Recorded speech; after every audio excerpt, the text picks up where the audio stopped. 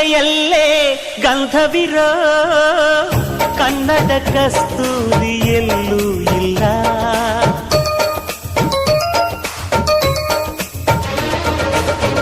ಊರಿನ ಹೆಸರಲ್ಲೇ ಕರುಣೆ ಇರೋ ಕರುಣೆಯ ಕರುನಾಡು ಎಲ್ಲೂ ಇಲ್ಲ. ನೀರು ಕೇಳಿದರೆ ಪಾನಕ ನೀಡುತ್ತಾರೆ ಇಲ್ಲಿ, ಸತ್ಯ ಕೇಳುವುದೇ ಕಾಯಕ ಎನ್ನುತ್ತಾರೆ ಇಲ್ಲಿ.